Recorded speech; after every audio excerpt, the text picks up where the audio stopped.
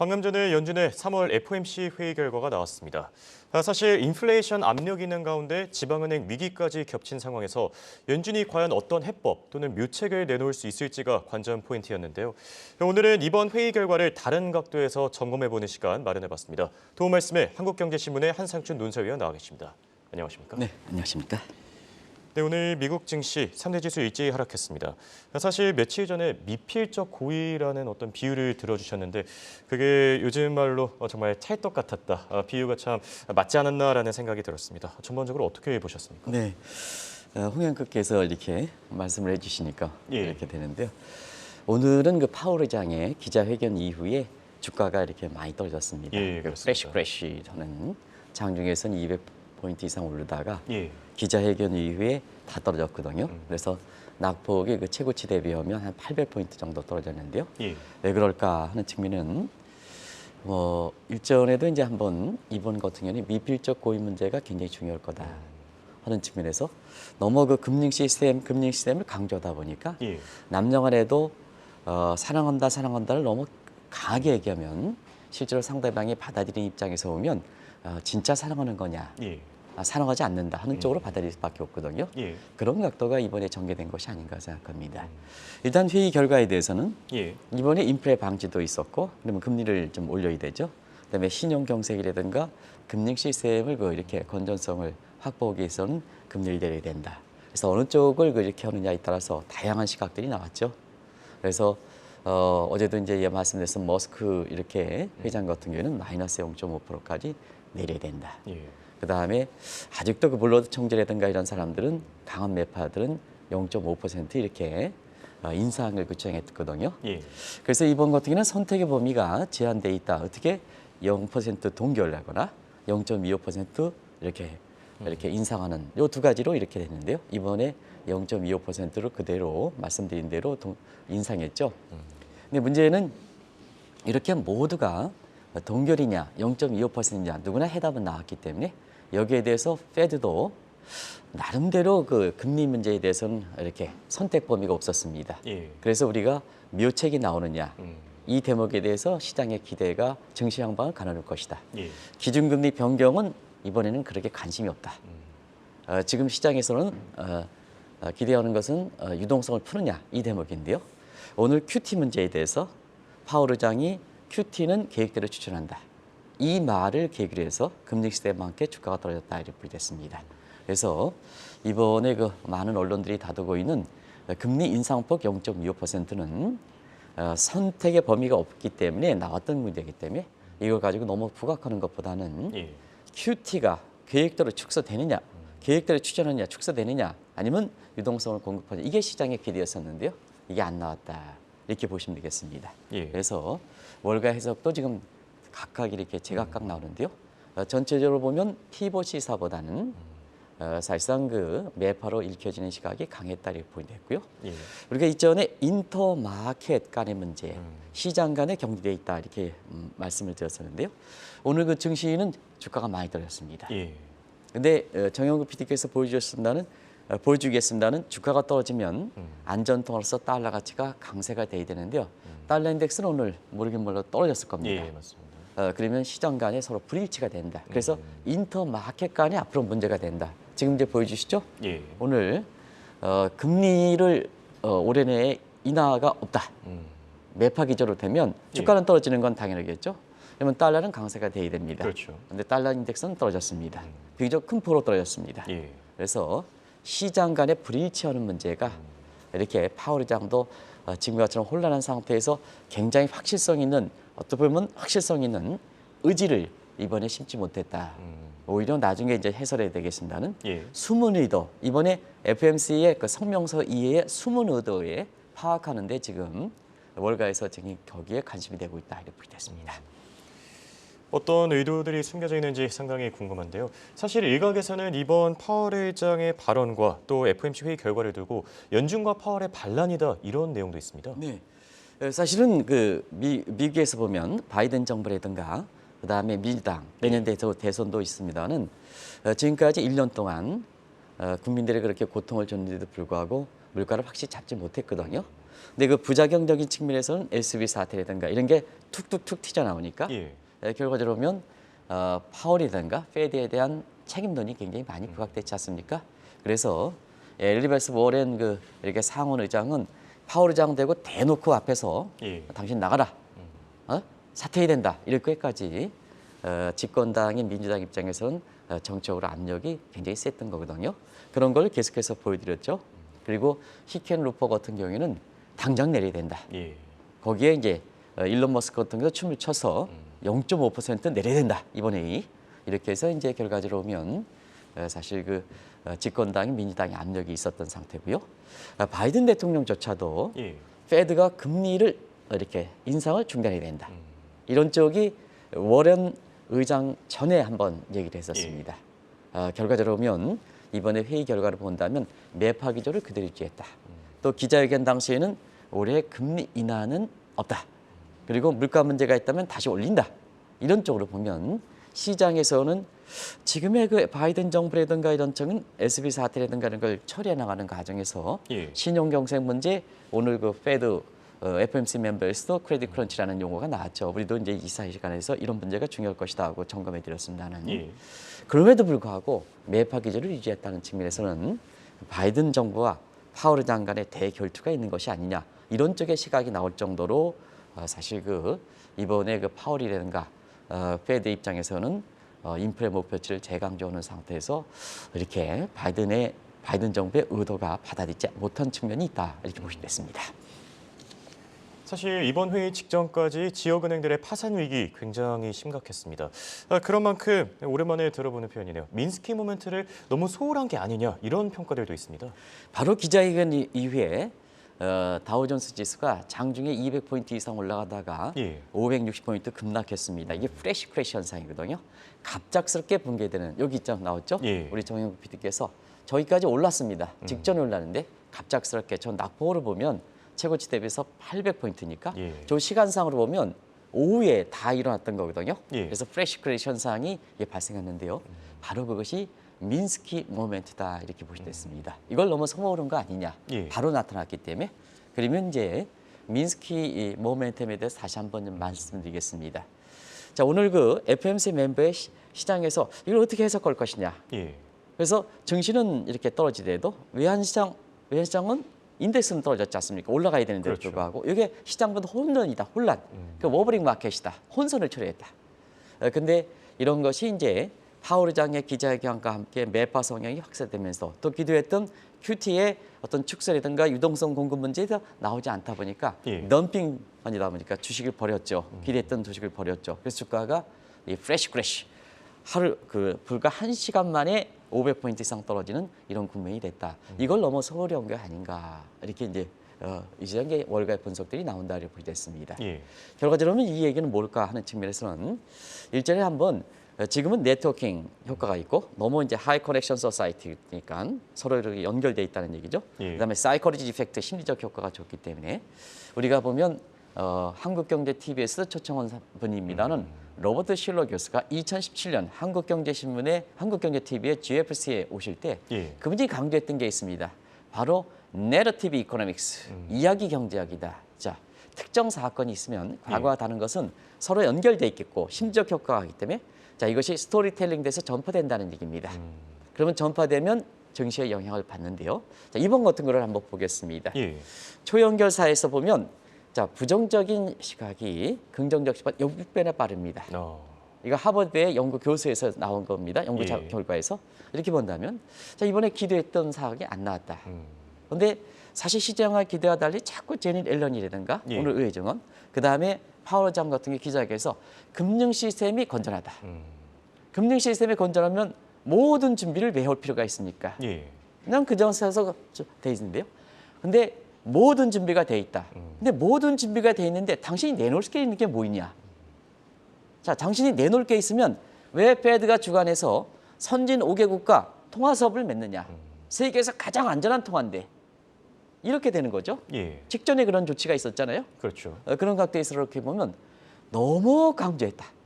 너무 강조했다. 그러면 시장에 익히기에는 자 모든 준비가 돼 있다는데 왜 그러면 금융 시스템 문제에서는 사실 건전하다 보면 왜 모든 시스템이 준비가 돼 있느냐, 이런 각도에서 사실은 시장에서는 미필적 고의로 오히려 금융 시스템이 건전한 게 아닌가. 그래서 금융 시스템이 건전하다는 발언과 함께 주가가 오히려 거꾸로 떨어졌다. 원래 금융 시스템이 건전하다 이렇게 보면 시장에서 그것을 신뢰해서 믿는다면 주가는 올라가야 되겠죠. 예, 그렇죠. 근데 떨어지게 됐던 배경이다.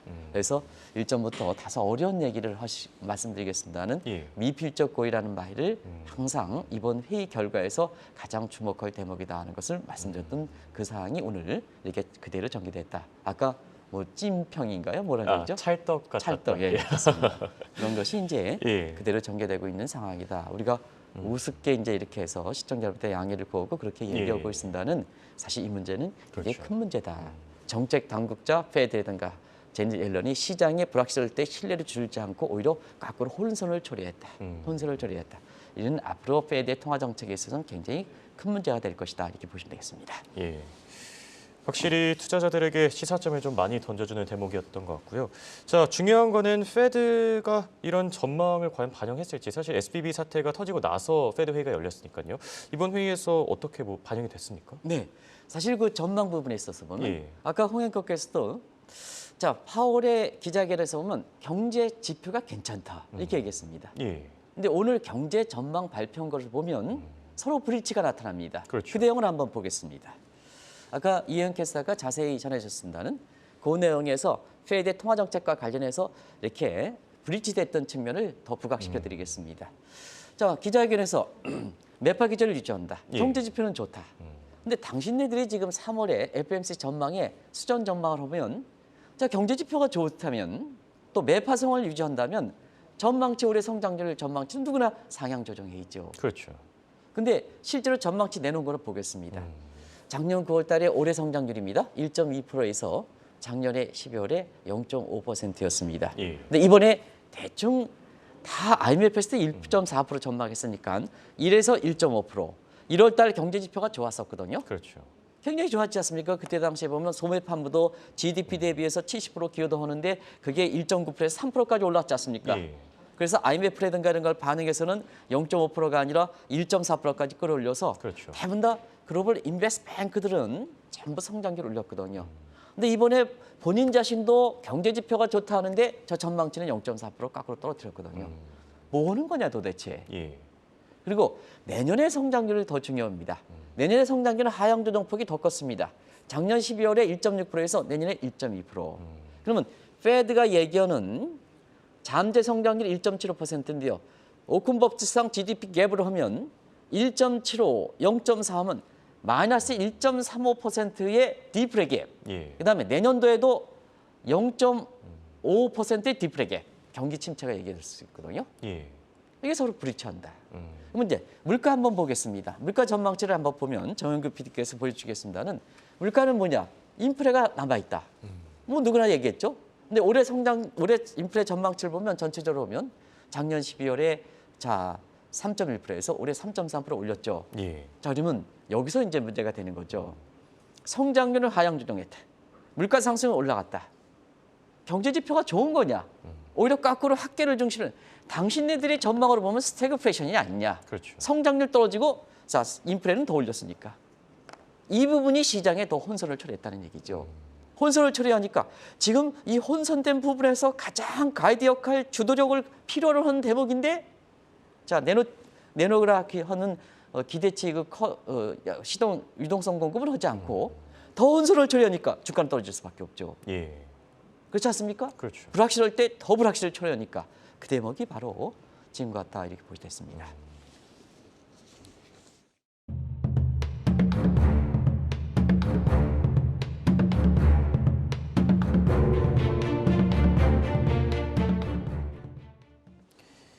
여기 또 시장의 최대 관심사, 아무래도 앞으로 금리 인상 경로를 알 수 있는 점도표가 아니었을까 싶은데 최고 금리 수준에 대해서도 같이 진단해 주시죠. 네, 점도표를 딱 보면요. 예.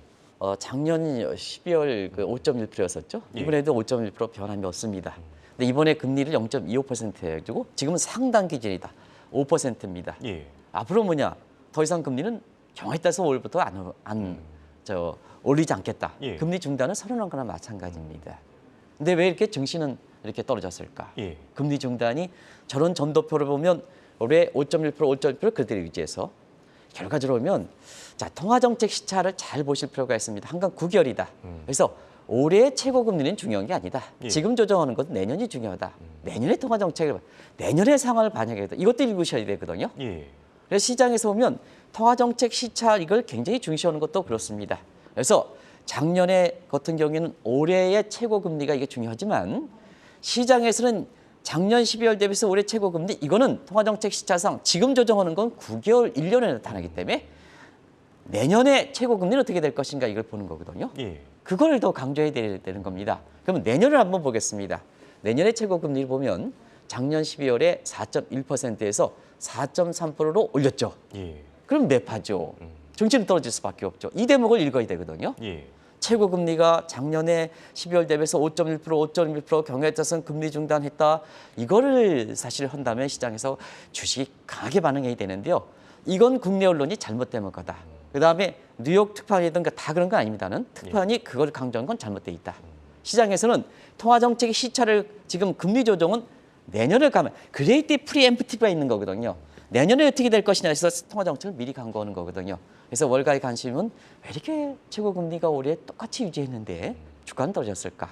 그래서 지금은 시간이 경과됐기 때문에 그 시차를 보면 지금서부터는 최고 금리는 내년께 중요하다. 근데 내년은 거꾸로 올렸다. 주가는 떨어질 수밖에 없다. 이렇게 보시면 되겠습니다. 그래서 시장의 평가는 정치적인 측면에서는 매파로 이렇게 읽혀진다. 그래서 바이든 정부와 경우에 따라서 집권당 민주당과 파월 간의 격돌이 일어나는 게 아니냐. 이런 쪽의 해석도 나온다. 실제와도 관계없이 예. 그런 쪽으로 해석된다 이렇게 보겠습니다.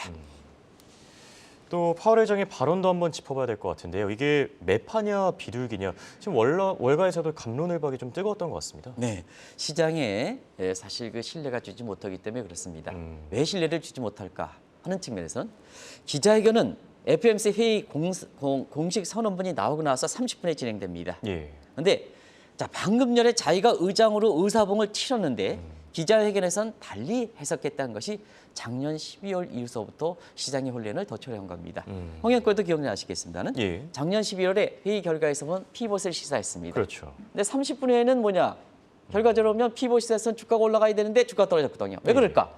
기자회견에서는 피봇이 아니다. 변한 게 없다. 이렇게 했거든요. 근데 12월 달에 한번 보겠습니다. 그런 것이겠는지. 자, 12월 달에 FOMC 결과를 보면 그때는 매파였습니다. 예. 그때 강하게 블러드 총재가 굉장히 강하게 했습니다. 근데 또 기자회견에서는 비둘기로 또 피벗 얘기를 했거든요. 헷갈렸죠. 그러면 1월 달에 한번 보겠습니다. 올해 1월 달에. 올해 1월 달에 했으니까. 자, 1월 달에 보면 회의 결과 매파 기자회견에서는 똑같이 비둘기를 했습니다. 근데 페드의 입장에서는 그대로 유지했을 걸 봅니다. 근데 파월 의장은 1월 달에 인플레 지표가 나온 게 2월 10일입니다. 예. 그때면 돌변했죠. 어떻게 돌변했어요? 갑자기 강한 매파로. 빡빡했죠. 예. 그래서 0.5% 빅스텝 인상이 나오는 거 아니겠습니까? 그래서 지금 상태에서 이렇게 보면 파월 의장이 오락가락했던 내용들이 이렇게 해서 시장에 어려울 때 확신을 주지 못했다 이렇게 보게 됐습니다. 그런 과정에서 오늘은 뭐냐? 이 금리에 대해서 이렇게 기자회견에서는 가장 관심이 됐던 것이 워낙 회의 직전에 SB 사태라든가 퍼블릭 시그니처라든가 이런 쪽에 퍼스트 퍼블릭 예. 그다음에 시그니처라든가 이 사건이 컸었기 때문에 자, 이 대목에서 언론에서 기자회견에서 집중적으로 얘기했죠. 금융 시스템은 건전하다. 예. 오케이? 그다음에 두 번째는 모든 준비가 돼 있다. 이것도 어폐가 있었던 얘기고. 그러면 시장에서는 자, 금융 시스템이 이렇게 하다면 오늘은 모르긴 몰라도 SVB 사태에서 파산됐고 그다음에 시그니처에서 이렇게 넘어갔고 한 상태에서 가장 마지막 남았던 것이 아마 퍼스트 퍼블릭이거든요. 예. 주가가 이게 강하게 금융 시스템이 안정됐다면 강하게 올라갔을 겁니다. 가장 마지막에 뒷정리가 되지 않는. 예. 그런데요, 오늘 정영국 PD께서 이 퍼스트 퍼블릭의 주가가 아마 개별 주가가 지금 제가 알기로는 25% 이상 폭락했습니다. 예. 그러면 시장이 얼만큼 파월이라든가 의견에 대해서 이렇게 신뢰를 하지 못한가 하는 것을 단적으로 보여주는 대목이거든요. 거의 15% 넘게. 예, 그렇습니다. 예. 제가 이제 볼 때는 한 25% 정도 이렇게 떨어졌었는데요. 얼굴 15%도 저 급락이죠. 금융 시스템이 급락이죠. 예. 급락이죠. 가장 많이 떨어졌지 않습니까? 그렇죠. 가장 중점을 대서 얘기했는데 이런 분야를 읽을 때가 있다. 예. 그래서 지금은 FOMC 갱명 그대로 문구 하나가 어떻게 바뀌었는지 이거보다는 시장에 지금 인식도가 정책 당국이 하는 만큼 끌어올리는가 중요하지 않습니까? 낙인 효과 때문에 예. 이런 대목에서는 시장에서 지금 이 FOMC 결과 기자회견에서 어떻게 익히고 있는가 그 대목이 더 중요하다 이렇게 볼 수 있습니다. 예. 또 흥미로운 점이 하나 있었습니다. 기자회견 내용을 뜯어보니까 볼커의 시술을 저지를 가능성을 파월 의장이 너무 의식한 게 아니냐 이런 얘기도 있었습니다. 이 볼커 모멘텀에 대해서 다시 한번 말씀드리겠습니다. 예. 볼커장이 2차 월쇼기에 경기가 떨어지고 지금 전망 한번 보세요. 성장 떨어지죠? 예. 물가가 올라갔죠? 이런 스태그플레이션 당시에 이렇게 들어왔습니다. 그때 여러 가지 논란 속에 물가를 잡겠다 해가지고 금리를 17% 올랐는데 예. 물가가 안정됐었거든요. 그리고 대선도 있었습니다. 지금 상황과 비슷하죠? 예. 그러다 보니까 뭐냐 다시 금리를 9% 내렸습니다. 근데 물가가 커서 다시 올라가가지고 20%까지 금리를 올려가지고 그게 유명한 볼거의 실수입니다. 볼거 이번 상황은 똑같지 않습니까? 만약에 예. 지금 상태에서 여러 가지 SB 사태라든가 이런 상태에서 시기적으로 내년에 대해서 있는데 바이든 정부의 결과적으로 보면 외형상으로 굴복을 하는 꼴로 인해서 민주당의 압력으로 인해서 결과적으로 보면 지번에 금리를 동결했다. 내지는 금리를 인하했다. 다시 물가가 오른다. 이렇게 되면 그때 상황과 이렇게 돼서 너무 그때 상황을 감안해서 예. 사실상 이번에도 매파 기조를 유지하고 그리고 금리를 이렇게 과감하게 양적 완화 정책이라든가 이런 과감하게 좀 신용 경색이라든가 그다음에 금융 시스템의 이런 문제에 대해서 유동성 문제를 확보하는데 너무 이렇게 소원했던 게 아닌가. 통화 정책에는 그렇거든요. 지금 당면한 문제가 SB 사태라든가 이런 측면이 있으면 자 금리는 1개월이니까. 근데 돈을 뿌려대는 것은 지금 당장 뿌려주면 되는 거거든요. 예. 당장 그럼 뿌려주고 이 문제에 대해서 시장의 어떤 혼란 상황을 좀 극복하고 5월 달에 다시 제기도 가는 건 됐지 않습니까? 근데 지금 당장 뿌릴 수 있는 QT 문제도 그대로 가져가겠다 하니까 자 시장의 불안감을 더 초래한 거죠. 예. 그런 거죠. 그래서 바이든 정부가 대결투가 하는 문제가 나오는 거죠. 그러다 보니까 시장에서 보면 너무 인플레 재발 문제가 생각해서 볼거의 실수를 의식한 것이 아닌가 하는 이런 쪽의 추측들이 나오는 거다 이렇게 보게 됐습니다.